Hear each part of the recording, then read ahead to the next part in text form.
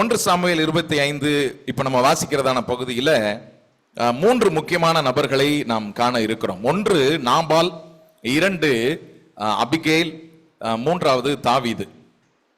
2வது வசனம் சொல்லுகிறது, மாகோனிலே ஒரு மனுஷன் இருந்தான், அவனுடைய தொழில்துறை கர்மேலில் இருந்தது. அந்த மனுஷன் மகா பாரி குடித்தனக்காரனா இருந்தான். அவனுக்கு 3000 ஆடும் 1000 வெள்ளாடும் இருந்தது. அவன் அப்பொழுது கர்மேலில் தன் ஆடுகளை மயிர் கத்தரித்து கொண்டிருந்தான். அந்த மனுஷனுக்கு நாபால் என்றும் அவன் மனைவிக்கு அபிகாயில் என்றும் பெயர்.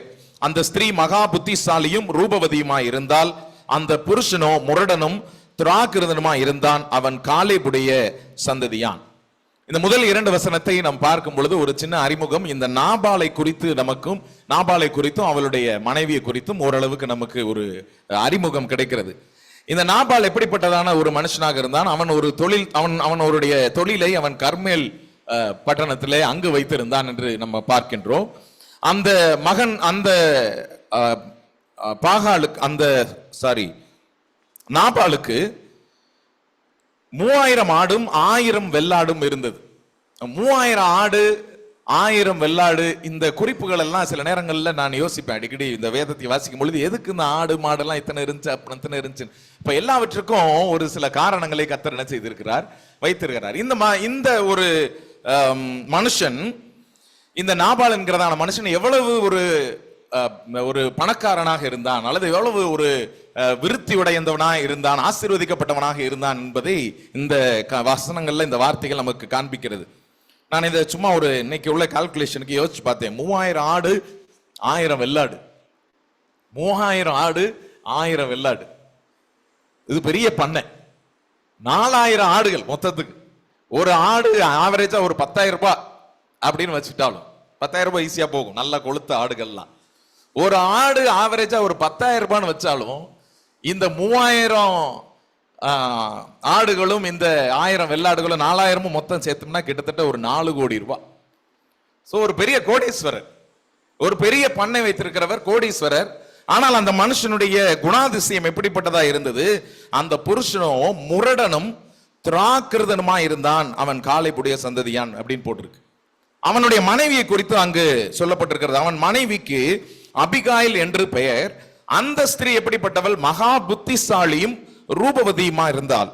அவள் மகா புத்திசாலியா இருந்தால், அவள் மகா அழகுள்ள ஒரு மகளாக இருந்தால், ஒரு பெண்ணாக இருந்தால் என்று சொல்லி பார்க்கிறோம். இவங்க இருக்கிற இந்த இடத்துல நான் சுருக்கமாக மற்ற சம்பவங்களை சொல்கிறேன். நாபால் தன்னுடைய ஆடுகளை மயிர் கத்தரிக்கிறான் அப்படின்னு சொன்னா யோசிச்சு பாருங்க. ஒரு 1000 ஆடோ என்னமோ இப்போ அந்த ஆட்டு முடிய உள்ள என்ன செய்யறாங்க, எடுத்துக்கிட்டு இருக்காங்க. அப்ப எடுக்கிறதுக்கு பிசினஸ் பீப்புள் வந்திருக்கிறாங்க, அதை எடுத்துட்டு போவாங்க. அதுக்கு தேவையான பேமெண்ட்ஸ் என்ன செய்வாங்க, கொடுப்பாங்க. இந்த சூழல இவங்க வளர்த்ததான இவர்கள் அந்த பாலைவனத்துல அந்த இடத்துல வளர்க்கும் பொழுது தாவீதும் அவனோடு கூட இருந்ததான வீரர்களும் அந்த இடத்துல சுற்றிலும் என்ன செய்கிறாங்க, இருக்கிறாங்க. இவங்க ஆடு மேய்த்து கொண்டிருக்கும் பொழுதெல்லாம் அவர்களை எந்த விதத்திலையும் இவர்கள் தொந்தரவு செய்யல. அவங்களுடைய இருக்கைகள், கேம்ப் போட்டு வச்சிருந்த பொருட்களை எதுவும் திருடு போகல. இரவும் பகலும் இவர்கள் பாதுகாத்து கொண்டிருந்தாங்க. இவங்களை பாதுகாக்கிறதுன்னு இல்லை, இவர்களுக்கு தேவன் வைத்திருந்ததான வேலை இருந்தது. ஆனால் அந்த இடத்துல இவங்க வந்து ஆடு மேய்ச்சி கொண்டிருந்தபடினால அவர்களை ஒன்றும் டிஸ்டர்ப் பண்ணல. ஆனால் அவர்களுக்கு இந்த காவலாளிகள், தாவீதோடு கூட இருந்ததான காவலாளிகள், அந்த போர் வீரர்கள் டே அண்ட் நைட் அதையெல்லாம் பாதுகாத்தாங்க. இப்போ இந்த மாதிரி இந்த உள்ள எடுக்கக்கூடியதான நபர்கள்லாம் வந்திருக்கிறாங்க. ஒரு மிகப்பெரிய வருமானம் அந்த மனுஷனுக்கு வருது அப்படின்னு கேள்விப்பட்டவுடனே தாவீது ஒரு 10 இளம் வாலிபர்களை என்ன செய்கிறாரு, நாபால்கிட்ட அனுப்பி வைக்கிறார். இந்த நாபால் இடத்துல அனுப்பி என்ன கேட்கிறாரு, உங்களுக்கு கையில என்ன உதவி செய்யணும்னு தோணுதோ அதை நீங்க எங்களுக்கு என்ன செய்யுங்க, உங்களுக்கு என்ன தோணுதோ அதை நீங்க செய்யுங்க அப்படின்னு சொல்லிட்டு ஒரு செய்தியை அனுப்பி விடுறாரு. என்ன செய்தி? தாவீது 10 வாலிபரை அழைத்து, நீங்கள் கர்மேலுக்கு போய் நாபால் இடத்தில் சென்று என் பெயரை சொல்லி அவன் சுக செய்தியை விசாரியுங்கள். அவன் எப்படி இருக்கிறாரு, என்ன இருக்கிறாரு, முதல்ல சுக செய்தியை விசாரிங்க. அவனை நோக்கி, நீர் வாழ்க, உமக்கு சமாதானமும் உம்முடைய வீட்டுக்கு சமாதானமும் உமக்கு உண்டான எல்லாவற்றிற்கும் சமாதானமும் உண்டாவதாக என்று அவனை வாழ்த்துங்க. உங்களுக்கு சமாதானம், உங்க வீட்டுக்கு சமாதானம், உங்க வீட்டுல இருக்கிற எல்லாருக்கும் சமாதானம் சொல்லி வாழ்த்திட்டு, இப்பொழுதும் உம்முடைய ஆடுகளை மயிர் கத்திரிக்கிறவர்கள் உம்மிடத்தில் இருக்கிறார்கள் என்று கேள்விப்பட்டேன். உம்முடைய மேய்ப்பர்கள் எங்களோடு கூட இருந்தார்கள், அவர்கள் கர்மேலில் இருந்த நாளெல்லாம் நாங்கள் அவர்களை வருத்தப்படுத்தவில்லை, அவர்களுடைய பொருள் ஒன்றும் காணாமல் போனதும் இல்லை. உம்முடைய வேலைக்காரரை கேளும், அவர்கள் உமக்கு சொல்லுவார்கள். ஆதலால் இந்த வாலிபருக்கு உம்முடைய கண்களிலே தயை கிடைக்க வேண்டும். நல்ல நாளில் வந்தோம், உம்முடைய கைக்கு உதவுவதை உம்முடைய ஊழியக்காரருக்கும் உம்முடைய குமாரனாகிய தாவீதுக்கும் கொடுக்கும்படி வேண்டுகிறேன் என்று சொல்லுங்கள் என்றான். தாவீது இந்த மெசேஜ் தான் சொல்லி விடுறார். நீங்க போய் அவர்கிட்ட சொல்லுங்க, அவரை வாழ்த்துங்க, அவருடைய குடும்பத்தை வாழ்த்துங்க. நாங்க இந்த மாதிரி ஒரு தேவைகளோடு வந்திருக்கிறோம்ன்றதை என்ன செய்யுங்க, சொல்லுங்க. இப்படி நாங்க பாதுகாத்து கொண்டோம், இந்த வாலிபர்களுக்கு அவர் வந்ததான அந்த போர் வீரர்களுக்கு ஏதாயிலும் செய்யுங்க அப்படின்னு சொல்லி கேட்கிறாங்க. தாவீதின் வாலிபர் போய் இந்த வார்த்தைகளை எல்லாம் தாவீதின் நாமத்தினாலே நாபால் இடத்தில் சொல்லி ஒன்னும் பேசாம அவரிடத்துல போய் சொல்றாங்க. சொன்னதுக்கு இந்த நாபால் என்ன ரெஸ்பான்ஸ் கொடுக்கிறாரு? நாபால் தாவீதின் ஊழியக்காரருக்கு பிரதியுத்தரமாக, தாவீது என்பவன் யார்? அவர் முதல்ல கேட்கிற கேள்வி, தாவீது என்பவன் யார்? ஈசாயின் குமாரன் யார்? தங்கள் எஜமான்களை விட்டு ஓடி போகிற வேலைக்காரர் இந்த நாளில் அநேகர் உண்டு. நான் என் அப்பத்தையும் என் தண்ணீரையும் என் ஆடுகளை மயக்கத்திருக்கிறவர்களுக்காக நான் அடித்து சமையல் பண்ணுவித்ததையும் எடுத்து இன்ன இடத்தார் என்று நான் அறியாத மனுஷனுக்கு கொடுப்பேனோ என்றார். அவர் திரும்ப இவங்க செய்த உதவிகள், அதுக்கு இப்போ உங்களுக்கு ஒரு பெரிய அறுவடை வருது. இந்த அறுவடையின் காலத்துல இந்த வாலிபர்கள் உங்களுடைய ஆடுகள் எல்லாத்தையும் என்ன செய்தாங்க? பாதுகாத்தாங்க. அவர்களுக்கு ஏதாகிலும் உம்முடைய கைக்கு ஏதுவாகிற ஏதாகிலும் செய்து என்ன செய்யுங்க, உதவுங்கள், உங்களை விசாரிச்சுன்னு சொல்லி தாவீது அனுப்பும் பொழுது அவனுடைய ரெஸ்பான்சிபிலிட்டி. தாவீது யாரு? அவங்க அப்பா யாரு? அவன் எப்படிப்பட்டவன்? இப்படி எல்லாம் அவர்களுடைய சந்ததியை பற்றி பேசினது மாத்திரம் இல்லாம, என்னுடைய அப்பத்தையும் நான் சமைச்சு வச்சிருக்கிற காரியத்தையும் யாருன்னே தெரியாத உங்களுக்கு கொடுக்கணும்னு என்ன அவசியம் அப்படின்னு சொல்லி சத்தம் போட்டு விட்டுறாரு. சத்தம் போட்ட உடனே இந்த தாவீதின் வாலிபர் தங்கள் வழியை திரும்பி தாவீதினிடத்தில் வந்து இந்த வார்த்தைகளை எல்லாம் அவருக்கு சொல்றாங்க. இப்படிலாம் போய் கேட்டோம், இப்படித்தான் அவருக்கு பதில் சொல்றாரு. தாவீது எதுவுமே பேசல, நேரடியா ஆக்ஷன்ல அவர் இறங்கிறாரு. என்ன செய்யறாரு? தாவீது தன் மனுஷரை பார்த்து, எல்லாரும் அவரவர் உங்கள் பட்டயத்தை கட்டி கொள்ளுங்கள். தங்கள் பட்டயத்தை கட்டி கொண்டார்கள். தாவீதும் தன் பட்டயத்தை கட்டி கொண்டான். ஏறக்குறைய 400 பேர் தாவீதுக்கு பின் சென்று புறப்பட்டு போனார்கள். இப்படி எதுக்கு புறப்பட்டு போறாங்க? அவங்க போகும் பொழுது நாங்க சொல்றாங்க, வேற ஒண்ணுமே இல்லை. அவங்க இந்த வார்த்தைகள் எல்லாம் போய் சொன்ன உடனே 400 பேரும் கிளம்பி எதுக்கு போறாங்க? நாபாலும் அவன் இருக்கிற ஊர்ல இருக்கிற அவனுடைய குடும்பத்தார் தேவைகள் அங்க இருக்கிற ஒரு வார்த்தை இருக்கிறது, அங்க இருக்கிற ஒரு நாயை கூட விடாதீங்க, அங்க செவர் ஓரமா நிக்கிற நாயை கூட விடாதீங்க, எல்லாத்தையும் பட்டயத்தினால அழிச்சு திரும்புற வரைக்கும் நம்ம சும்மா இருக்க கூடாதுன்னு 400 பேரை ரெடி பண்ணிட்டு தாவீது கிளம்பிடுறான் நாபாலு அழிக்கிறதுக்கு. 22வது வசனம், அவனுக்கு உண்டான எல்லாவற்றையும் சுவரில் நீர்விடும் ஒரு நாயை முதலாய் பொழுது விடி மட்டும் நான் உயிரோடு வைத்தால் தேவன் தாவீதின் சத்துருக்களுக்கு அதற்கு சரியாகவும் அதற்கு அதிகமாகவும் செய்ய கடவர்கள். ஒரு நாயை கூட விடக்கூடாது, எல்லாத்தையும் என்ன செய்யணும்? காலி பண்ணிடணும் அப்படின்னு அவ்வளவு கோபம் கொண்டு தாவீது எழும்புறான்.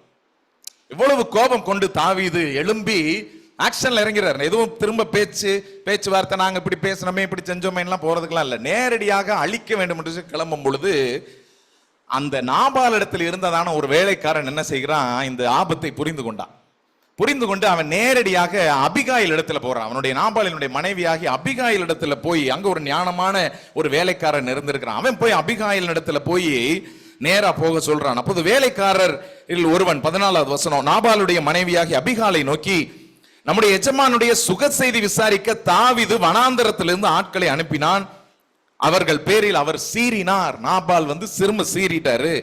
அந்த மனுஷரோ எங்களுக்கு மிகவும் உபகாரிகளா இருந்தார்கள். நாங்கள் வெளியில் இருக்கும் பொழுது எங்களுடைய நடமாடின நாட்கள் எல்லாம் அவர்கள் எங்களை வருத்தப்படுத்தினதும் இல்லை, நமது பொருளில் ஒன்றும் காணாமல் போனதும் இல்லை. நாங்கள் ஆடுகளை மேய்த்து அவர்களிடத்திலிருந்த நாளெல்லாம் இரவும் பகலும் எங்களை சுற்றி மதிலாய் இருந்தார்கள். இதெல்லாம் அந்த வேலைக்காரர் போய் என்ன செய்யறாங்க? அபிகாயில் இடத்துல போய் சொல்றாங்க, இரவும் பகலும் அவங்க நம்மளுக்கு மதிலாக இருந்தார்கள். இப்போதும் நீ செய்ய வேண்டியதை கவனித்து பாருங்க. இப்ப என்ன செய்யணும்ன்றதை தயவு செய்து நீங்க கொஞ்சம் கவனிச்சு பாருங்க. நம்முடைய எஜமான் மேலும் அவருடைய வீட்டார் யாவர் மேலும் நிச்சயமாய் ஒரு பொல்லாப்பு வருகிறதா இருக்கிறது. இவரோ ஒருவரும் தம்மோடு பேசக்கூடாதபடிக்கு பேலியாளின் மகனாய் இருக்கிறார் என்றான். வேலைக்காரன் சொல்றான் எஜமான பார்த்து, அங்க ஆபத்து வருது, அவருடைய குடும்பத்துக்கே பிரச்சனை வருது. ஆனா இவரோ நம்ம என்ன சொன்னாலும் கேட்க கூடாத, ஒருவரும் தம்மோட பேசக்கூடாதபடிக்கு, யாரும் அவர்கிட்ட வந்து பேசக்கூடாது. இவர் என்ன பேசுறாரோ அது மட்டும் தான் கரெக்ட், இவர் என்ன சொல்றாரோ அது மட்டும் தான் ரைட், இவர் என்ன யோசிக்கிறாரோ அது மட்டும் தான். இப்படி அவர் எப்படி இருக்கிறாராம்? பேலியாளின் மகனா இருக்கிறார். ஆங்கில வேதாகமத்தில் he is such a foolish person அப்படின்னு போட்டிருக்கு.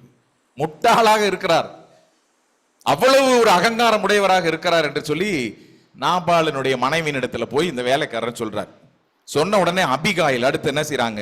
தீவிரமாய் 200 அப்பங்களையும் 2 துருத்தி திராட்சரசத்தையும் சமையல் பண்ணப்பட்ட 5 ஆடுகளையும் 5 படி வறுத்த பயிற்சியும் வற்றலாக்கப்பட்ட 100 திராட்சை குலைகளையும் வற்றலான 200 அத்திப்பழ அடைகளையும் எடுத்து கழுதைகள் மேல, இவ்வளோ ஐட்டம் சாப்பிட்ற ஐட்டத்தை அபிகாயில் எல்லாத்தையும் ரெடி பண்ணி அவங்க கிளம்பி இங்க வர்றதுக்குள்ள இதை என்ன செஞ்சிடணும், அங்க கொண்டு போய் கொடுத்துடணும்னு சொல்லி கழுதை மேல ஏற்றி தன்னுடைய வேலைக்காரர்கள் அனுப்பி, நீங்க முன்னாடி போங்க, நான் பின்னாடியே அடுத்ததுல நான் வர்றேன் அப்படின்னு சொல்லிட்டு அபிகாயிலும் பின்னாடியே போறாங்க.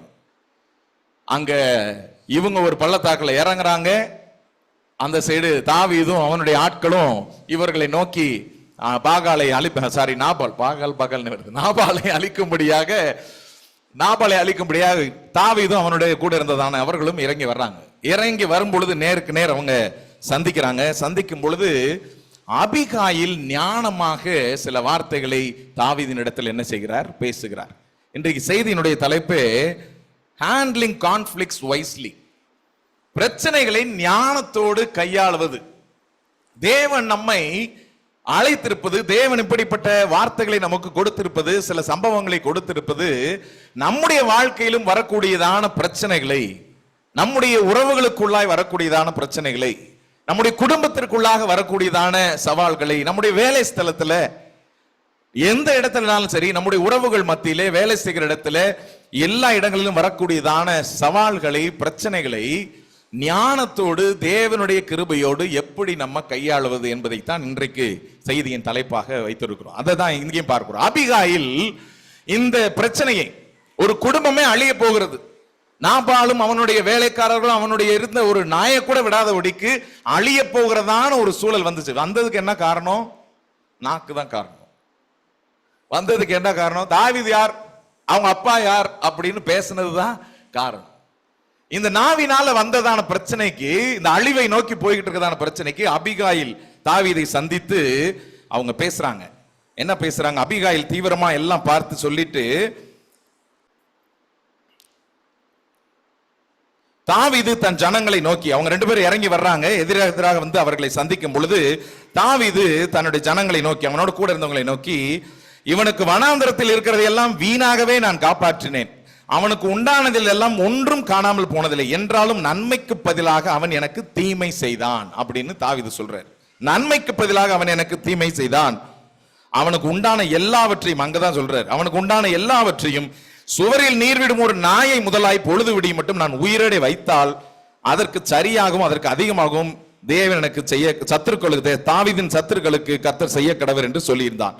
அபிகாயில் தாவீதை காண்கையில் தீவிரமாய் கழுதையை விட்டு இறங்கி தாவீதுக்கு நேராக தரையில் முகங்குப்புற விழுந்து பணிந்து, தாவீதை பார்த்து அபிகாயில் விழுந்து பணிந்து, ஆண்டவனே இந்த பாதகம் என்மேல் சுமரட்டும், உம்முடைய அடியாளாகிய வார்த்தைகளை நீர் கேட்கும் பொருட்டாக உம்முடைய அடியாள் உமது செவி கேட்க பேச வேண்டும். ஆண்டவனே, முதல்ல நான் சில விஷயங்கள் பேசுறேன், நீங்க தயவு செய்து பேசுறது என்ன செய்யுங்க, கேளுங்க.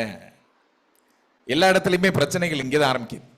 பேசுறதை நம்ம சில நேரங்களில் கேட்டுட்டாலே நிறைய பிரச்சனைகள் என்ன செஞ்சிடும், தேர்ந்துரும். நிறைய நேரத்தில் பேசுறவங்களை நம்ம பேசவே சில நேரம் நம்மள விடுறதில்லை. இல்லை, சில நபர்கள் என்ன செய்வாங்க, பேசிட்டே இருப்பாங்க, அவங்க தான் பேசிட்டே இருப்பாங்க. நம்ம ஏதாவது இடையில சொல்ல வந்தாலும் அதுக்கு ஒரு ஆன்சர் சொல்லி அதுக்கு திரும்பவும் கண்டினியூ பண்ணி நினைச்சிட்டே இருப்பாங்க, பேசிட்டே இருப்பாங்க. சில நேரங்களில் சின்ன சின்ன சவால்கள் வரும் பொழுதும் பிரச்சனைகள் வரும் பொழுதும் கூட அப்படித்தான். ஆண்டவருடைய வேத வசனம் சொல்லுகிறது. இன்னைக்கு அதைத்தான் நம்ம தியானமாய் பார்க்க போகிறோம். யாக்கோபு 1:19-20 ஆகையால் என் பிரியமான சகோதரரே, யாவரும் கேட்கிறதற்கு தீவிரமாயும் பேசுகிறதற்கு பொறுமையாயும் கோபிக்கிறதற்கு தாமதமாயும் இருக்க கடவர்கள். மனுஷருடைய கோபம் தேவனுடைய நீதியை நடப்பிக்க மாட்டாதே. அந்த வசனத்தை தான் நம்ம இன்னும் டீட்டெயிலா நம்ம தியானிக்க போகிறோம். ஆனா இங்க என்ன சம்பவம் நடக்குது? இவர்கள் போய் சொல்றாங்க, என் ஆண்டவனாகிய நீர் நாபால் என்னும் இந்த பேலியாளின் மனுஷனை ஒரு பொருட்டாக என்ன வேண்டாம், தயவு செய்து என்னுடைய ஹஸ்பண்ட் நாபால நீங்க ஒரு பொருட்டா என்ன செய்யாதீங்க, என்னாதீங்க. ஏன்னா அவன் பெயர் எப்படியோ அப்படியே அவனும் இருக்கிறான். அவங்க சொல்றாங்க அவன் பெயர் எப்படியோ அப்படியே அவனும் இருக்கிறான். அப்படின்னா நாபாலுடைய அர்த்தமே ஒருவேளை முட்டாள் அப்படின்னு ஒருவேளை இருந்திருக்கலாம். அவன் பெயர் நாபால், அவனுக்கு பைத்தியமும் இருக்கிறது. உம்முடைய அடியாளாகிய நானோ என் ஆண்டவன் அனுப்பின வாலிபரை காணவில்லை. அவனுக்கு இப்படிலாம் இருக்கு, அதனால அவனை ஒரு பொருட்டா நீங்க நினைச்சாதீங்க. உங்களுடைய வாலிபர்களை நான் பார்க்கல, பார்த்திருந்தா நான் ஏதாவது செஞ்சிருப்பேன். இப்பொழுதும் என் ஆண்டவனே நீர் ரத்தம் சிந்த வரவும் உம்முடைய கை நீதியை சரி கட்டவும் கர்த்தர் உமக்கு இடம் கொடுக்கவில்லை என்பதை கர்த்தருடைய ஜீவனை கொண்டும் உம்முடைய ஜீவனை கொண்டும் சொல்லுகிறேன். இப்போதும் உம்முடைய சத்துருக்களும் என் ஆண்டவனுக்கு விரோதமாய் பொல்லாப்பு தேடுகிறவர்களும் நாபாலை போல ஆக கடவர்கள். அவர் ரொம்ப முக்கியமான ஒரு வார்த்தையை சொல்றாங்க. அபிகாயில் சொல்லும் பொழுது என்ன சொல்றாங்க? என் ஆண்டவனே நீர் ரத்தம் சிந்த வரவும், நீர் ரத்தம் சிந்த வரவும் உம்முடைய கை நீதியை சரி கட்டவும் கர்த்தர் உமக்கு இடம் கொடுக்கவில்லை என்பதை கர்த்தருடைய ஜீவனை கொண்டு சொல்கிறேன். நீங்க வந்து இந்த விஷயத்துக்காக ரத்தம் சிந்துகிறதை என் ஜீவனை கொண்டு சொல்கிறேன், கர்த்தர் அதற்கு இடம் கொடுக்கவில்லை. கர்த்தர் அதை இடம் கொடுக்கவில்லை. என்னுடைய ஜீவனை கொண்டும் சொல்லுகிறேன், உம்முடைய ஜீவனை கொண்டும் சொல்லுகிறேன். இப்பொழுது உமது அடியால் என்ற ஆண்டவனுக்கு கொண்டு வந்த காணிக்கையை நீங்க ஏற்றுக்கொள்ளுங்க. உம்மை பின்பற்றி வருகிற வாலிபருக்கு அதை கொடுப்பீராக. உமது அடியாளின் பாதகத்தை நீர் மன்னியும். அடுத்து அவர்களிடத்துல சரண்டராகி அவங்க கேட்கறது, என்னை மன்னியும். முதல்ல போய் முகங்கொப்புற தாழ விழுந்துடுறாங்க. இரண்டாவது அவர்களிடத்துல போய் நீங்க நாபால் செய்ததான ஒரு பொருட்டா என்னாதீங்க, அவன் எப்படிப்பட்ட மனுஷன் சொல்றாங்க. மூன்றாவது அவங்க சொல்றாங்க, நீங்க ரத்தம் சிந்துறது, என்னுடைய இடத்துல வந்து ரத்தம் சிந்துறது கர்த்தருடைய திட்டம் அல்ல. அங்க வந்து பழிக்கு பழி வாங்குறது, இந்த விஷயத்துக்கு பழிப்பழி வாங்குறது கர்த்தருடைய சித்தம் அல்ல. என்னுடைய காணிக்கையை நீங்க ஏற்றுக்கொள்ளுங்கன்னு சொல்லிட்டு என்னுடைய பாதகத்தை மன்னியும். கர்த்தர் என் ஆண்டவனுக்கு நிலையான வீட்டை நிச்சயமாய் கட்டுவார். என் ஆண்டவன் கர்த்தருடைய யுத்தங்களை நடத்துகிறவராமே. நீர் உயிரோடு இருக்கும் நாளில் ஒரு பொல்லாப்பு உம்மிலே காணப்படாது இருப்பதாக. உம்மை துன்பப்படுத்தவும் உம்முடைய பிராணனை வாங்க வகை தேடும் ஒரு மனுஷன் எழும்பினாலும் என் ஆண்டவனுடைய ஆத்துமா உம்முடைய தேவனாகிய கர்த்தரின் ஆதரவில் இருக்கிற ஜீவனுள்ளோருடைய கட்டிலே கட்டப்பட்டு இருக்கும். உம்முடைய சத்துருக்களின் ஆத்துமாக்களோ கவனில் வைத்து எரிந்தார் போல எரியப்பட்டு போம். கர்த்தர் உம்மை குறித்து சொன்ன நன்மையின்படி எல்லாம் இனி என் ஆண்டவனுக்கு செய்து இஸ்ரவேலுக்கு அதிபதியாக உம்மை நியமிக்கும் போது நீர் விருதாவாய் ரத்தம் சிந்தாமலும் என் ஆண்டவனாகிய நீர் பழி வாங்காமலும் இருந்ததுண்டானால் அப்பொழுது என் ஆண்டவனாகிய உமக்கு துக்கமும் இராது, மன இடரலும் இராது. கர்த்தர் என் ஆண்டவனுக்கு நன்மை செய்யும் பொழுது உம்முடைய அடியாளை நினைப்பீராக என்றால். ரொம்ப தீவிரமா அவங்க போய் சொல்றது, ஆண்டவர் இதோடைய சித்தம் அல்ல, நீங்க வந்து இதற்கு பலிக்கு பலி வாங்குவது அது சித்தம் அல்ல. ஆனால் தேவன் உங்களுக்கு என்று ஒரு சித்தத்தை வைத்திருக்கிறார். நீங்க அதிபதியாய் பொறுப்பேற்கக்கூடியதான நாட்கள் இருக்கிறது என்பதை அபிகாயில் அறிந்திருந்தார். எப்படி இப்ப அபிகாயில் ஆண்டவரை குறித்து இவ்வளவாக பேசுகிறார்? அப்போ அபிகாயில் தேவனோடு கூட இணைந்து வாழ்கிறதான ஒரு வாழ்க்கையை கொண்டிருந்த மகளாக இருக்கிறார். நாபாலோ தேவனை தேடாத வெறி கொண்ட ஒரு மனுஷனாக, புத்தி இல்லாத ஒரு மனுஷனாக இருந்தார். நம்ம இவர்களை குறித்த அறிமுகத்தில் நம்ம பார்க்கும் பொழுது பார்க்கிறோம், அபிகாயில் என்னும் பெயர், அந்த ஸ்திரீ மகா புத்திசாலியும் ரூபவதியுமா இருந்தால், மிக மிக மகா புத்திசாலி. அப்ப நான் யோசிக்கிறேன், இந்த நாபால் இவ்வளவு தூரம் வளர்ந்ததற்கு முக்கியமான காரணமே அவனுடைய மனைவியாகிய இந்த அபிகாயில் தான். இவ்வளவு தூரம் நாம் ஆசீர்வதிக்கப்பட்டு இருப்பதற்கும், இவ்வளவு அவன் பெருகி இருப்பதற்கும், இவ்வளவு நேர்த்தியாய் தன்னுடைய குடும்பத்தையும் தன்னுடைய வியாபாரத்தையும் தன்னுடைய வேலைக்காரர்களையும் அவ்வளவு அழகாய் நேர்த்தியாய் நடத்தி இவ்வளவு பெரிய ஒரு குடும்பமாக அவர்கள் மாறி இருக்கிறாங்க என்று சொன்னா அது நிச்சயமாக அபிகாயில் தேவனோடு வைத்திருந்ததான ஐக்கியத்தை அது காண்பிக்கின்றது. விரைவாக நம்ம கடந்து செல்ல. அப்பொழுது தாவீது அபிகாயிலை நோக்கி, உன்னை இன்றைய தினம் என்னை சந்திக்க அனுப்பின இஸ்ரவேலின் தேவனாகிய கர்த்தருக்கு ஸ்தோத்திரம். இன்னைக்கு ஆண்டவர் என்னை சந்திக்க அனுப்பினாரே, அவருக்கு ரொம்ப நன்றி. நீ சொல்லிய யோசனை ஆசீர்வதிக்கப்படுவதாக. நான் ரத்தம் சிந்த வராதபடி, என் கையே பலிவாங்காதபடி நீ இன்றைய தினம் எனக்கு தடை பண்ணினபடியினால் நீயும் ஆசீர்வதிக்கப்படுவாயாக. நீ தீவிரமாய் என்னை சந்திக்க வராமல் இருந்தாயானால் பொழுது விடிய மட்டும் இப்படி எல்லாம் நடந்திருக்கும் அப்படின்லாம் அவர் சொல்றார். இங்க ஒரு மிகப்பெரிய பிரச்சனை வரக்கூடியது அபிகாயில் என்னும் ஸ்திரீயினால் என்ன செய்யப்பட்டது? தடுத்து நிறுத்தப்பட்டது. தாவீது தன்மேல் விழப்போக இருந்ததான அந்த இரத்த பலியில் இருந்து தாவீதும் உணர்கிறான், நான் இதுல இருந்து என்ன செய்யப்பட்டேன்? காப்பாற்றப்பட்டேன். நல்ல வேளை நீங்க வந்தீங்க, நல்ல வேளை நீங்க வந்து இந்த காரியத்தை செய்தீங்க அப்போ இது இல்லைன்னா இன்றைக்கு என்ன ஆயிருக்கும், என்ன ஒரு மாதிரி சூழல்கள் நடந்திருக்கும் என்பதை பார்க்கின்றோம். அப்போ ஹேண்ட்லிங் கான்ஃபிளிக்ஸ் வைஸ்லி, இன்றைக்கு முக்கியமாக கான்ஃபிளிக்ஸ் அதிகமாக நாம் பார்க்கப்படுவது குடும்பங்களிலே. ஆகையால் சுருக்கமாய் நம்ம தேவனுடைய செய்தியை பார்த்து நம்ம முடிக்கலாம். குடும்பத்திலே அதிகமான பிரச்சனைகள் இன்றைய தினம் இருக்கிறது. குடும்பங்களிலே விவாகரத்து எண்ணிக்கை குறிப்பாக கிறிஸ்தவ குடும்பங்களிலே அதிகரித்துக் கொண்டிருக்கிறது. ஸ்டாட்டிஸ்டிக்ஸ் சொல்லுது, கோர்ட்ல உள்ள கேஸ் நம்பர்ஸ் சொல்லுது. கிறிஸ்தவ குடும்பங்களிலே இருக்கிறதான விவாகரத்துகள் மிக அதிகமாக. காரணம் என்ன?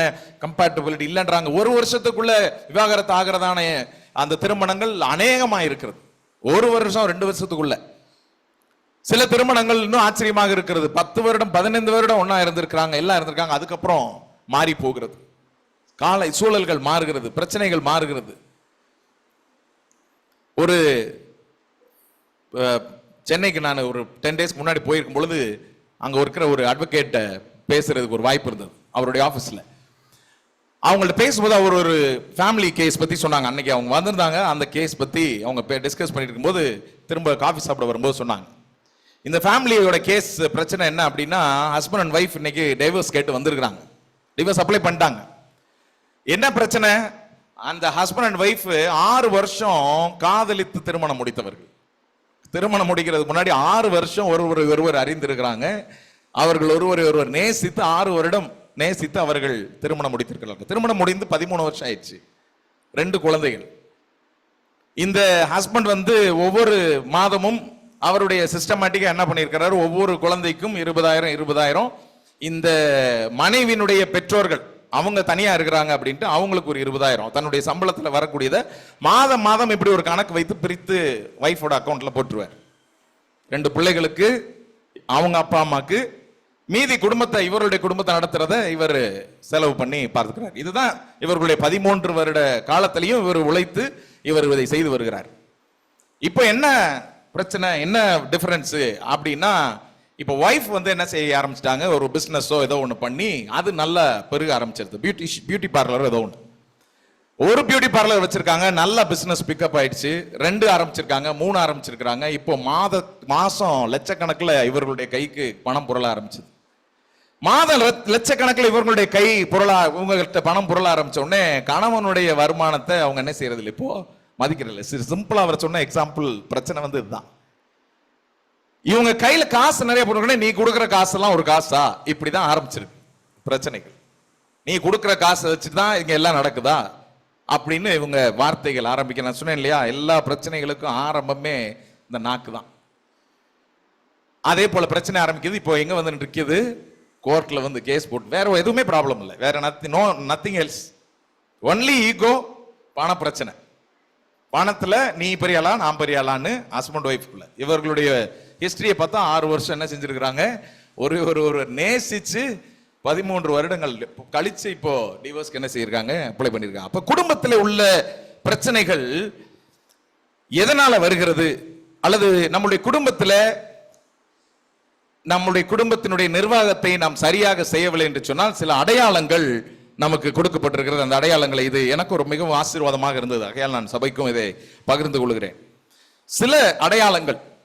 ஒன்று, குடும்பத்தில் ஒரு 2 விதமான பிஹேவியர்ஸ் இருக்கு. ஒன்னு எல்லாத்துக்கும் சகிச்சுக்கிட்டே போற மாதிரி பிஹேவியர், இல்லைன்னா எல்லாத்துக்கும் அக்ரெசிவான பிஹேவியர். ஒரு அசர்ட்டிவான பிஹேவியர் இல்ல, பாசிவ்னா எல்லாத்தையும் சகிச்சுட்டே போறது, அக்ரெசிவ்னா எல்லாத்துக்குமே கோமாயி ஷார்ட் புட்னு பேசி அடிச்சிடுறது. இது 2க்கு நடுவுல நிதானமா பொறுமையாக பேசி சமாளிக்கிறதான சூழல்கள் இல்லை அப்படின்னா குடும்பத்துக்குள்ள இருக்கிற பிரச்சனைகள் இன்னும் சீர் செய்யப்படாமல் ஓடிக்கிட்டு இருக்கு அப்படிங்கிறது அடையாளம். You and your family members tend to sweep issues under the rug. ஏதாவது பிரச்சனை வருதா, அதை நம்ம கண்டுக்க கூடாது, அப்படியே போர்வை கடியில தள்ளி விடுற மாதிரி, ஓகே எதுவும் நடக்கல, எவ்ரிதிங் இஸ் ஃபைன் அப்படின்னு போய்கிட்டே இருக்கா. It might be. நீங்களும் உங்களுடைய குடும்பத்தாரும் அடிக்கடி சண்டைகள் குடும்பத்துக்குள்ள வருகிறது அப்படின்னா அது ஒரு அடையாளம். சில காரியங்களில் ஒத்து போகாமல் இருக்கிறது. சில கருத்துக்கள் சொல்லும் பொழுது மாற்று கருத்துக்கள் வரும். அந்த கருத்துக்கள் ஒத்து போகாம அடிக்கடி இந்த டிஸ்அக்ரிமெண்ட்ஸ் ஒத்து போகாமல் இருக்கிறதுனால அது எங்க போய் முடியுது அப்படின்னா கத்தி கூச்சல் பாடு போட்டு அப்புறம் தான் அது ஒரு நிறைவுக்கு வருகிறதுனா அங்க பிரச்சனைகள் என்ன செய்யப்படவில்லை, இன்னும் சரி செய்யப்படவில்லை. அடிக்கடி குடும்பத்துல ஒருத்தரோட ஒருத்தர் பேசிக்காம இருக்கிறது. அக்கா தங்கச்சி பேசிக்க மாட்டாங்க, அல்லது அம்மா மகா பேசிக்க மாட்டாங்க, அப்பா பையன் பேசிக்க மாட்டாங்க. அந்த மாதிரி அடிக்கடி அந்த மாதிரி குடும்பத்துக்குள்ள ஒருத்தர் ஒருத்தர் பேசாம இருக்கிறாங்கன்னா அது ஒரு அடையாளம். குடும்பத்துக்குள்ள இருக்கக்கூடியதான நபர்கள் மீது நம்பிக்கை குறைச்சலாக இருக்கிறது. ஒருவர் மீது இருக்கிறதான நம்பிக்கை, இவர்கிட்ட காசு கொடுக்க கூடாது. சில குடும்பங்கள்லாம் இருக்கும், ஹஸ்பண்டுக்கு தெரியாம ஒய்ஃப் 10 பவுன் நகையை அடகு வச்சு இல்லைன்னா நகையை கொடுத்து விட்டுருவாங்க. யாருன்னு கேட்டால் அவங்க சொந்தக்காரங்க யாராவது இருக்கும். ஹஸ்பண்டுக்கு என்ன செய்ய மாட்டாங்க, சொல்ல மாட்டாங்க. அது ஓப்பனா சொல்லி கொடுத்தா அவர் கத்துவாரு, இல்லை தெரிஞ்சு போயிடும் அப்படிங்கிறதுக்காக அவரை வர வச்சு, இவர் வேலைக்கு போயிருப்பாரு, அவங்க சொந்தக்காரர் வர வச்சு இவங்க என்ன செய்வாங்க, தா நீ வச்சுக்கோ, எதுவும் சொல்லிடாத அப்படின்னு அவர் சொல்லுவார். நான் ஒரு 6 மாசத்துல திரும்ப கொடுத்துறேன்னு. பிரச்சனை எப்போ வெடிக்கும், அவர் ஹஸ்பண்ட் எதுக்காவது கேட்டாருன்னா தான் பிரச்சனை வெடிக்கும். இப்படி ஹஸ்பண்ட் ஒய்ஃபுக்குள்ள சில நேரங்கள்ல அண்டர்ஸ்டாண்டிங் இல்லாம, நம்பிக்கை இல்லாமல் போகிறது. குடும்பங்களுக்குள்ளாக ஏதாவது ஒரு வகையில அபியூஸ் இருந்தால், ஒன்று கண்டுக்காம விடப்பட்ட நெக்லெக்டட் சூழல், அல்லது பிசிக்கல் அபியூஸ் அல்லது வெர்பல் அபியூஸ், பிசிக்கலாவோ வார்த்தைகளாலவோ காயப்படுத்துகிற சூழல்கள். இதெல்லாம் என்னன்னா some signs that your family conflicts are not being handled healthily. நம்முடைய குடும்பத்தில் இருக்கக்கூடியதான பிரச்சனைகள் நம்ம ஆரோக்கியமாக அவைகளை கையாளவில்லை என்பதற்குண்டான சில அடையாளங்கள். என்ன காரணத்திற்கெல்லாம் இந்த பிரச்சனைகள் வருகிறது குடும்பத்திற்குள்ள அப்படின்னா, முதல் பிரச்சனை பணப்பிரச்சனை. முதல் பிரச்சனை பணப்பிரச்சனை.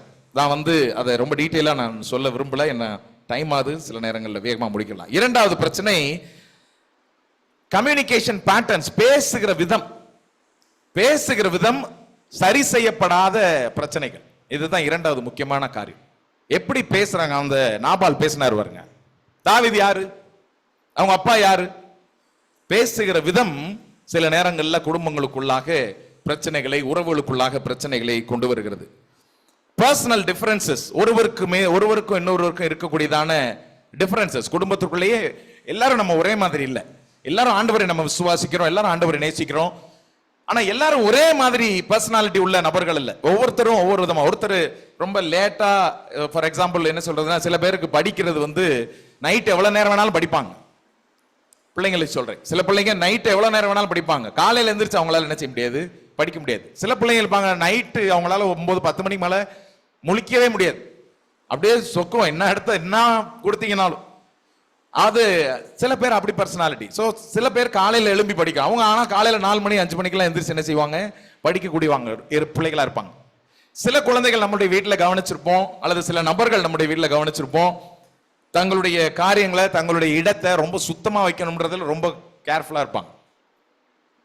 சில நபர்கள் அப்படி அவங்களுக்கு என்ன வேணும் அந்த நேரத்தில் எல்லாம் கிடைச்சு போய்கிட்டே இருந்தா போதும், எல்லாம் அங்கங்க அப்படி இருந்தா அது அவங்களுடைய கண்ணில் என்ன செய்யாது, படாது. அவங்களுடைய வேலை என்னவோ அது மட்டும் தான் என்ன செய்யும், படும். எனக்கு ஞாபகம் இருக்குது, ஆரம்ப காலத்துல நானும் ஜூலியுமே சில நேரம் ஆர்கியூ பண்ணியிருக்கோம். பேஸ்ட்ல எனக்கு கீழே இருந்து இப்படியே அமுக்கி எடுத்து பண்றதுதான் எனக்கு பழக்கம். ஜூலிக்கு அப்படி கிடையாது, ஓப்பன் பண்ணோன்னே இப்படி அமுக்குவாங்க, மொத்தமா அமுக்குறது. அப்ப நான் சொல்லுவேன், அது ஏன்பா இப்படி போட்டு அமுக்கி. இப்ப எங்க பசங்க அதோட அட்வான்ஸ் ஸ்டேஜ்.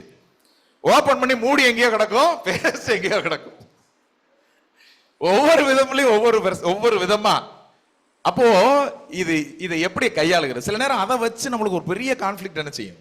சின்ன விஷயம் தான், ஒரு பேஸ்ட் மூடி போட்டு வைக்கிறது, அல்லது பேஸ்ட் மெதுவா கீழே இருந்து அது.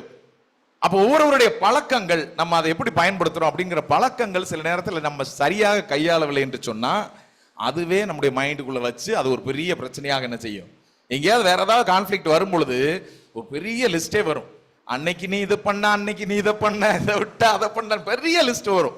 இதெல்லாம் நம்ம பண்ணமான அப்பதான் நம்மளுக்கு என்ன செய்யும், சில நேரம் லிஸ்ட் போடும்போது தான் தெரியும். சில நேரங்கள் அந்த பர்சனல் டிஃபரன்சஸ், ஒவ்வொருவருடைய டிஃபரன்சஸ். இளம் வயதுல, வளரிளம் பருவத்தில் இருக்கக்கூடிய பிள்ளைகள், a teenager with different interests than their parents, a teenager with different interests, ஒரு வாலிப பிராயத்தில் இருக்கக்கூடிய ஒரு பிள்ளைகள் தங்களுடைய பேரண்ட்ஸ் மாதிரியே இன்ட்ரெஸ்ட் இருக்கணும்ன்ற அவசியம் இல்லை. அவர்கள் வெவ்வேறு இன்ட்ரெஸ்டோட கூட இருக்கிறாங்க. அந்த parents may feel misunderstood or unsupported leading to rebellious behavior. N parent என்னை புரிஞ்சுக்கல, என்னை மிஸ் அண்டர்ஸ்டாண்ட் பண்றாங்க, எனக்கு சப்போர்ட் பண்ணல, அது லீடிங் டு ரிபல்லியஸ் பிஹேவியர். அவர்களுடைய நடவடிக்கை ரிபல்லியஸா மாறுகிறதுக்கு உண்டான 2 சிப்ளிங்ஸ். சில நேரங்களில் வீட்டுக்குள்ள அரசியல் பேசணும்னா இது வரும். ஒருத்தர் இன்னொரு கட்சியில் இருப்பாரு, இன்னொருத்தர் இன்னொரு கட்சிக்கு ஆதரவா பேசுவார். அங்க அந்த அரசியல் பேசுகிறது இல்லை. அப்போ அந்த கருத்து மோதல்கள், இந்த பர்சனாலிட்டி டிஃபரன்சஸ், இதெல்லாம் கூட நாம் அறிந்து வைத்திருக்கிறது. இதெல்லாம் கூட கான்ஃபிளிக்ஸ்க்கு ஒரு பிரச்சனையாக இருக்கிறது. ஃபேமிலி ரோல்ஸ் அண்ட் ரெஸ்பான்சிபிலிட்டிஸ், குடும்பத்தில் சில ரோல்ஸ் அண்ட் பொறுப்புகளை நம்ம எடுக்கிறது. எங்க வீட்டில் அடிக்கடி சொல்லுவோம், ஹானஸ்டா சொல்றதுல ஒன்றும் தப்பு கிடையாது. நம்மளுடைய குடும்பம், நம்ம சபை, அடிக்கடி ரொம்ப சீரியஸா எல்லாரும் உட்காருவோம். நாங்க 4 பேர் உட்காந்து, சரி இனிமே டைனிங் ஹால் எல்லாம் கிளீன் பண்றது ஜூடு உன்னோட வேலை, ஹால் எல்லாம் நீட் பண்ணி வைக்கிறது ஜான் உன்னோட வேலை, கீழே இருந்து ஏறி வரும்பொழுது அந்த செப்பல் ஸ்டாண்ட்ல அப்படி இப்படியே செப்பல் கழட்டி போட்டு வச்சிருப்பீங்க, எப்பயாவது எடுத்து அதை கரெக்ட் பண்ணி வைக்க வேண்டியது ஜூட் உன்னோட ரெஸ்பான்சிபிலிட்டி. இதெல்லாம் சொல்லி மோட்டிவேஷன் பண்றதுக்கு, இதெல்லாம் கரெக்டா பண்ணீங்கன்னா மாசம் மாசம் நான் பாக்கெட் பண்ணி தருவேன் வேற சொல்லியிருப்பேன். சுறுசுறுப்பா 1 வாரம் நடக்கும். 1 வாரம் ரொம்ப சுறுசுறுப்பா நடக்கும். எங்க வீடு ரொம்ப நீட்டா இருக்கும், ஹால் வந்தீங்கன்னா டைனிங் எல்லாம் நீட்டா இருக்கும். அதுக்கப்புறம் எப்பெல்லாம் நீட்டா இருக்கும்னா, எங்க வீட்டுல ஏதாவது ப்ரேயர் மீட்டிங் வச்சா முந்தின நாள் இடைப்பட்ட நேரத்தில் நீங்க திடீர்னு வந்தீங்கன்னா உங்களுக்கு அதிர்ச்சியாக தான் இருக்கும். சோ சில நேரங்கள்ல ரோல்ஸ் அண்ட் ரெஸ்பான்சிபிலிட்டிஸ், ஒவ்வொருவரும் நமக்கென்று ஒரு சில பொறுப்புகளை எடுப்போம். அந்த ரோல்ஸ் அண்ட் ரெஸ்பான்சிபிலிட்டி நம்ம செய்யலைன்னா குடும்பத்திற்குள்ளாக கான்ஃபிளிக்ஸ் வரக்கூடிய வாய்ப்புகள் இருக்கிறது. அடுத்து ரொம்ப பெரிய முக்கியமானது இன்ஹெரிட்டன்ஸ். நம்முடைய பெற்றோர்கள்ட்ட இருந்து வர வேண்டியதா, அந்த இன்ஹெரிட்டன்ஸ் வரும்பொழுது சொத்தை பிரிக்கிறாங்கன்னா உங்களுக்கு தெரியும், சொல்லவே வேண்டாம். இந்த சொத்தை பிரிக்கும் பொழுது அவ்வளவு நெருக்கமாக இருந்த சொந்தங்கள் எல்லாம் அப்படியே திரும்பி எதிரும் புதிருமாக நிற்கிறத நம்ம என்ன செய்கிறோம், நிறைய நேரங்களில் நம்ம பார்த்திருக்கிறோம். அல்லது இதே அவங்களுக்கு அப்படி, அதே அப்படி. அப்போ இதெல்லாம் நம்முடைய குடும்பங்களுக்குள்ளாக பிரச்சனைகளை வருவதற்குண்டான காரணிகளாக இருக்கிறது. ஆனால் தேவனுடைய வார்த்தைகளை நாம் கவனித்து படிப்போம். சில ஆலோசனைகள் கர்த்தர் நமக்கு தருகிறதை நாம் பெற்றுக்கொள்வோம். யாக்கோபு 4வது அதிகாரம் 1, 2, 3 வசனங்கள் என்ன சொல்கிறது? உங்களுக்குள்ளே யுத்தங்களும் சண்டைகளும் எதினாலே வருகிறது? உங்கள் அவயவங்களை போர் செய்கிற இச்சைகளினால் அல்லவா? நீங்கள் இச்சித்தும் உங்களுக்கு கிடைக்கவில்லை, நீங்கள் கொலை செய்தும் பொறாமை உள்ளவர்களா இருந்தும் அடையல் கூடாமற் போகிறீர்கள். நீங்கள் சண்டையும் யுத்தமும் பண்ணியும் நீங்கள் விண்ணப்பம் பண்ணாமல் இருக்கிறதுனாலே உங்களுக்கு சித்திக்கிறது இல்லை. ஏன் உங்களுக்குள்ள பிரச்சனை வருது? ஏன் உங்களுக்குள்ள குழப்பங்கள் வருகிறது அப்படின்னா, நம்மளுக்குள்ளாக போர் செய்கிற இச்சைகளினாலே. இந்த இச்சைகள் சொல்லும் பொழுது வெறுமனே ஒரு மாம்சீக இச்சை மாத்திரம் இல்ல. இந்த இச்சைகள் சொல்லும் பொழுது நிறைய நேரங்களில நம்ம பார்க்கிறது நம்மளுடைய ஈகோ. நம்முடைய ஈகோ தான் ஒரு மிகப்பெரிய இச்சை. எனக்கு முக்கியத்துவம் கொடுக்கல, என்னைய அவங்க கனம் பண்ணல, என்னைய ஒரு மனுஷனா என்ன செய்யல, மதிக்கல, எனக்கு அவங்க என் பேரை பத்திரிக்கையில என்ன செய்யல, போடல, என்னை அவங்க வந்து முறையா என்ன செய்யல, கூப்பிடல. இப்பெல்லாம் போற காலம் ரொம்ப டிஃப்ரெண்ட். வாட்ஸ்அப்ல அனுப்பிச்சு விட்டு வந்தாவா வராட்டி போடுன்ற நிலைமைக்கு என்ன செஞ்சிருச்சு, போயிடுச்சு. நான்லாம் நிறைய பேருக்கு சொல்லிடுவேன், நீங்க வந்து தேவையில்லாம அலையாதீங்க, ப்ளீஸ் சென்ட் இட். கால் பண்ணுவாங்க, நீங்க வாட்ஸ்அப்ல அனுப்புங்க, அதுவே போதும், எதுக்கு அலைஞ்சிட்டு இருக்கீங்க தேவையில்லாம அப்படின்னு. ஏன்னா நம்மளுடைய முன்னாடி உள்ள பழக்க வழக்கங்கள் அப்படி. பத்திரிக்கை அடிச்சு சொந்தக்காரங்களுக்கு ஒரு பிளேட்ல வச்சு சில கிஃப்ட் எல்லாம் கொடுத்து வரவேற்றாதான் அவங்க என்ன செய்வாங்க, வருவாங்க. அதுவே ஒரு பிரச்சனையா வரும். ஆனா அந்த வைக்கிறதுலயும் பாத்தீங்கன்னா நிறைய நேரத்துல சில பேரை விட்டுருவோம். எல்லாம் வெளியெல்லாம் சுத்திட்டு வருவோம், பக்கத்துல இருக்கிறவங்கள என்ன செஞ்சிருவோம், விட்டுருவோம். இதெல்லாம் நடந்திருக்குது. என்னுடைய அண்ணனுடைய அக்காவுடைய திருமணங்கள்லாம் நடக்கும் பொழுது சில சொந்தக்காரங்க வரவே மாட்டாங்க, நம்ம சொல்லி பேச மாட்டாங்க. என்னன்னு விசாரிச்சோம்னா, நீங்க வந்து என்ன செய்யல, எங்களுக்கு வந்து போஸ்ட்ல அனுப்பிச்சு விட்டீங்க, நீங்க இன்விடேஷனை போஸ்ட்ல அனுப்பிச்சீங்க, அதனால நாங்க வரமாட்டோம். எதற்குள்ளாக உங்களுக்குள்ள யுத்தங்களும் சண்டைகளும் வருகிறது? நீங்கள் இச்சித்தும் உங்களுக்கு கிடைக்கவில்லை. அப்போ நம்மளுக்குள்ளாக போர் செய்கிற இச்சைகள், அது எப்படியாவது நம்மளுக்கு கிடைக்கணும், எப்படியாவது நம்மளுக்கு கிடைக்கணும், பொறாமை உள்ளவர்களாக அது நம்மை மாற்றுகிறது. நீங்கள் கொலை செய்த, நம்ம யாரும் கொலையெல்லாம் செய்யல, பட் அந்த லெவலுக்கு போகிறது. ஆனால் அடையக்கூடாமல் போகிறீர்கள், சண்டையும் யுத்தமும் பண்ணுகிறீர்கள். நீங்கள் விண்ணப்பம் பண்ணாமல் இருக்கிறதுனாலே உங்களுக்கு சித்திக்கிறது இல்லை. ஆண்டவரிடத்துல நீங்க கேட்கறது இல்லை, அதனால உங்களுக்கு என்ன செய்கிறது இல்லை, அது நடக்கிறது இல்லை. அப்ப இந்த பிரச்சனைகளும் உங்களுடைய தேவைகளும் உங்களுடைய சமாதானமும் உங்களுடைய உறவுகளுக்குள்ளாக குடும்பங்களுக்குள்ளாக சந்தோஷம் வேணும்னா நம்ம விரும்புகிறதை தேவனிடத்திலே நாம் விண்ணப்பம் பண்ண வேண்டும். அதை பண்ணும் பொழுது நீங்கள் பெற்றுக்கொள்வீர்கள் என்று சொல்லி நம்ம பார்க்கிறோம். வேதாகமத்திலே நிறைய நேரங்கள்ல பிரச்சனைகள் வந்தது. ஊழியர்களுக்குள்ள பிரச்சனைகளா, வேதத்துல இருந்த தேவனுடைய ஊழியர்களுக்குள்ள பிரச்சனையா? ஆமா இருந்தது. பவுலுக்கும் பேதுருவுக்கும் ஒரு பர்டிகுலர் இடத்துல அவர் டிஃபரன்சஸ் வந்தது. பேதுரு தான் அப்போஸ்தலராக எல்லாருக்கும் தலையாக நியமிக்கப்பட்டார். ஆனால் பவுலுக்கு பேதுரு நடந்து கொண்டதான விதம் அவருக்கு ஒரு பெரிய மனக்கசப்பை ஏற்படுத்தினது. என்ன செய்கிறாரு? இவர்கள் பிறப்பிலே யூதர்கள், ஆனால் ஊழியம் செய்கிற பவுல் ஊழியம் செய்கிறது ஜென்டைல்ஸ்க்கு. பவுல் ஊழியம் செய்கிறது இந்த ஜென்டைல் மக்களுக்கு. அந்த நேரத்தில் பேதுரு என்ன செய்கிறாரு? இந்த ஜென்டைல் மக்களோட, ஜென்டைல் என்ன சொல்லுவோம் தமிழ்ல, புறஜாதிகளோட இந்த பேதுரு உட்கார்ந்து சாப்பிட்டுட்டு இருக்கிறாரு. ஆனா அவருடைய ரொம்ப நெருங்கினதான சில பேர் யூதர்கள் வந்த உடனே டக்குன்னு என்ன செஞ்சிடறாரு? அங்கிருந்து எந்திரிச்சிடறாரு. எந்திரிச்சு எப்படி அவரை மாத்திக்கிறாரு? எனக்கு அவங்களுக்கு என்ன இல்லை, சம்பந்தம் இல்லை, நான் உங்களோட சேர்ந்தால் அவங்க வேற ஆள், எல்லாரும் விசுவாச குடும்பம், ஆனா நான் உங்களோட சேர்ந்தால் அது அவங்களோட சேர்ந்தால் அப்படின்னு அவர் மாறுகிறதை பவுல் காண்கின்றார். பவுல் அப்போஸ்தலர்களோடு சேர்க்கப்பட்டதே பின்னாடி தான்.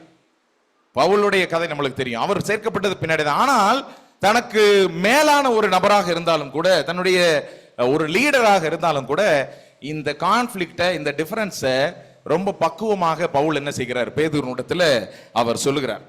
இதை கலாத்தியர் 2வது அதிகாரம் 11 இருந்து 14வது வசனத்திலிருந்து நம்ம பார்க்கும் பொழுது அதை வாசிக்கிறோம். மற்ற யூதரும் அவனுடனே கூட மாயம் பண்ணினார்கள், அவர்களுடைய மாயத்தினாலே பர்னபாவும் எழுப்புண்டான். இந்த பர்னபாஸ் தான் பவுலை இந்த பேதுருவோடு கூட அழைத்து வந்ததே. சோ பேதுரு மாறின உடனே பர்னபாவும் அதே மாதிரி என்ன செய்கிறாரு? மாறிக்கிறார். அதனாலதான் ரொம்ப கவனமா இருக்க வேண்டியது இந்த தலைமைத்துவம். அவங்க ஷேக் ஆனாங்கன்னா கூட இருக்கிற ஆட்களும் ஷேக் ஆகிறதுக்கு உண்டான வாய்ப்புகள் அதிகமா இருக்கிறது.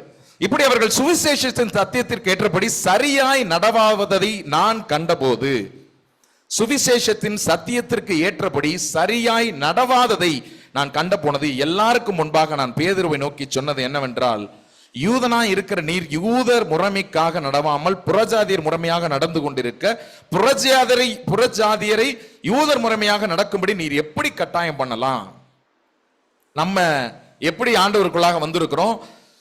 ஸ்வாவத்தின்படி புறஜாதியாரில் பிறந்த பாவிகளாயிராமல் ஸ்வாவத்தின்படி யூதராயிருக்கிற நாமும் இயேசு கிறிஸ்துவை பற்றும் விசுவாசத்தினாலே அன்றி நியாய பிரமாணத்தின் கிரியைகளினாலே மனுஷன் நீதிமானாக்கப்படுவதில்லை என்று அறிந்து, நியாய பிரமாணத்தின் கிரியைகளினால் அல்ல கிறிஸ்துவை பற்றும் விசுவாசத்தினாலே நீதிமான்களாக்கப்படிக்கும்படிக்கு கிறிஸ்து இயேசுவின் மேல் விசுவாசிகளானோம். அப்போ இந்த முறைமைகளை ஃபாலோ பண்றதுனால நம்ம என்ன செய்யப்படல? நீதிமான்களாக்கப்படல.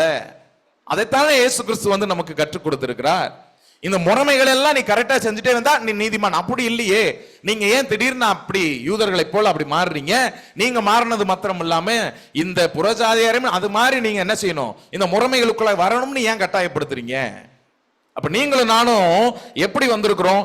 நியாய பிரமாணத்தின் கிரியைகளினால் அல்ல, நம்முடைய கிரியைகளினாலே அல்ல, கிறிஸ்துவை பற்றும் விசுவாசத்தினாலே நாம் நீதிமான்களாக்கப்பட்டிருக்கிறோம்.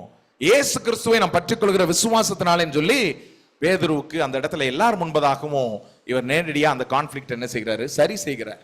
மாறுறாங்க. அதுல இருந்து என்ன செய்கிறாங்க? மாறுகிறாங்க.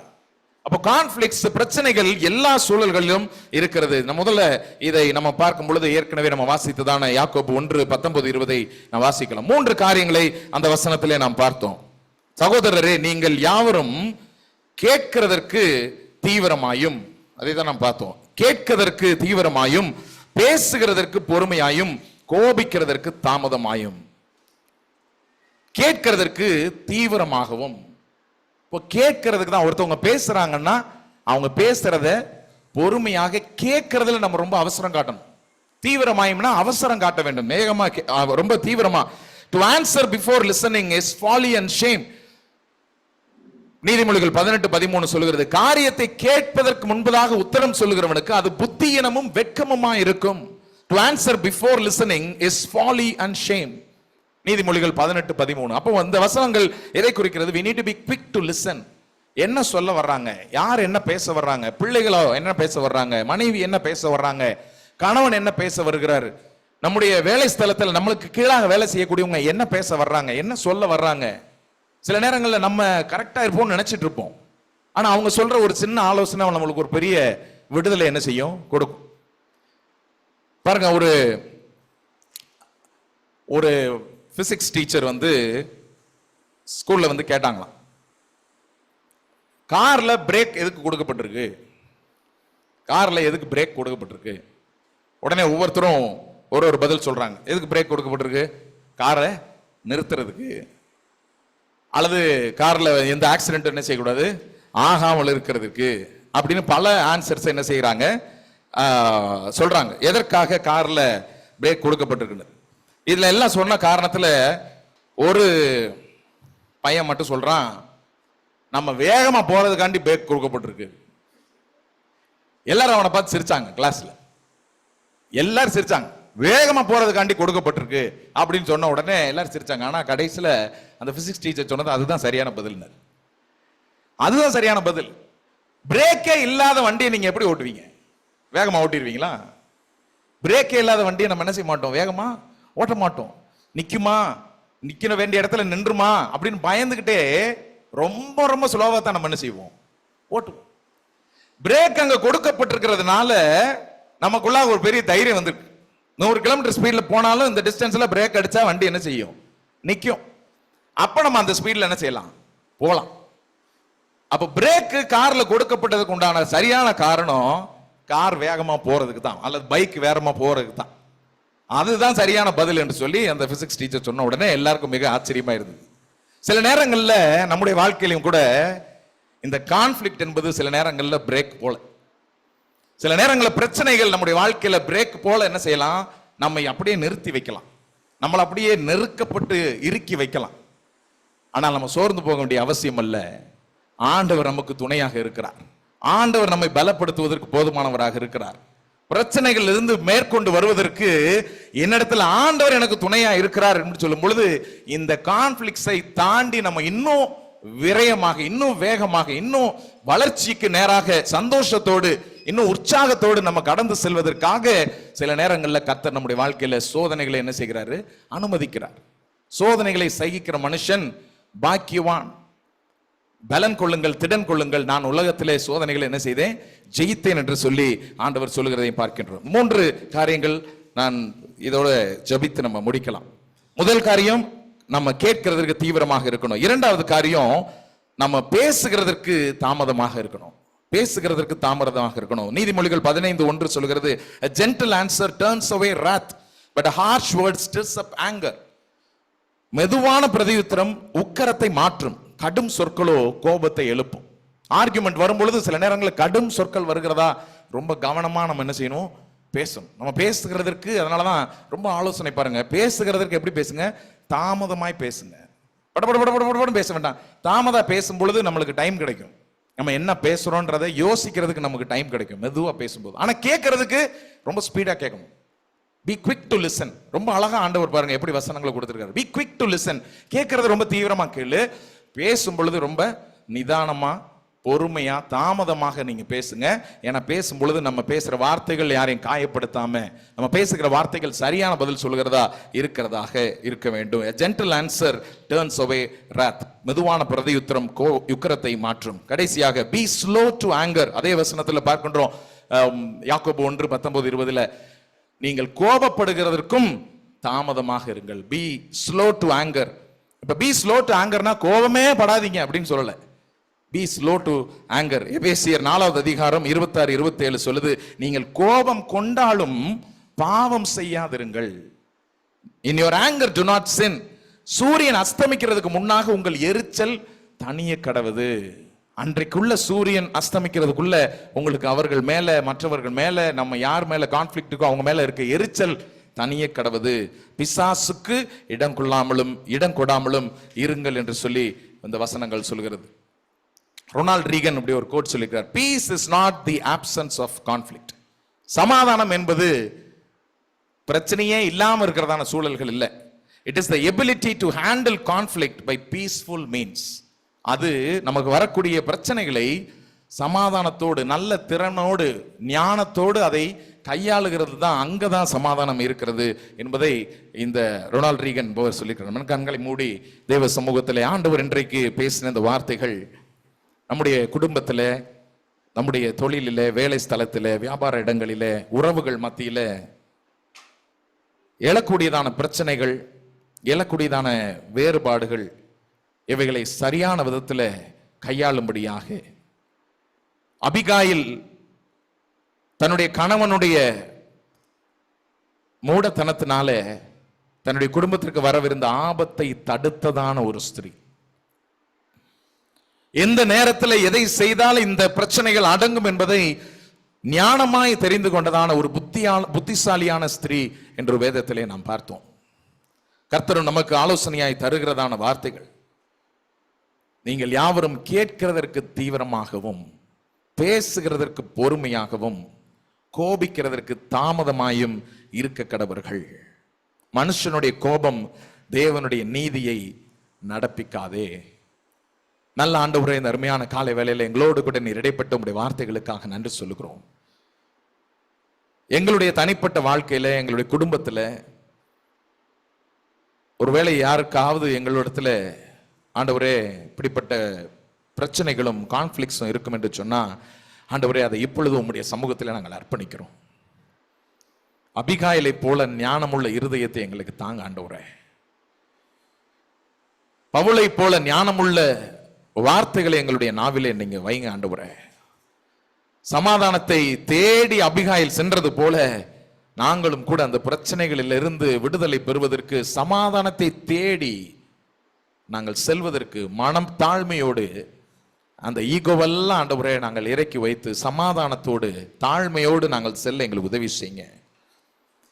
மன்னிப்பதற்கும், பிரச்சனைகளை மறந்து, பிறருடைய குற்றங்களை மறந்து முன்னேறி செல்வதற்கும் எங்களுக்கு உதவி செய்யுங்க. வந்திருக்கிற ஒவ்வொருவரையும் ஆசீர்வதிங்க. கேட்டுக்கொண்டிருக்கிற ஒவ்வொருவரையும் நீர் ஆசீர்வதிங்க. நன்மை நாளை திருப்தியாக்கும் துதிகன மகிமை எல்லாம் உமக்கு ஒருவருக்கே மீட்பெரும் இரட்சகருமாய் இருக்கிற இயேசுவின் நாமத்தில் ஜெபிக்கிறோம் ஜீவனுள்ள நல்ல பிதாவே, ஆமென். என் ஆத்துமாவே கர்த்தரை ஸ்தோத்திரி, என் முழு உள்ளமே பரிசுத்த நாமத்தை ஸ்தோத்திரி. என் ஆத்துமாவே கர்த்தரை ஸ்தோத்திரி, அவர் செய்த சகல உபகாரங்களையும் மறவாதே. ஆமென், ஆமென். தேங்க்யூ. கர்த்தர் உங்களை ஆசீர்வதிப்பாராக.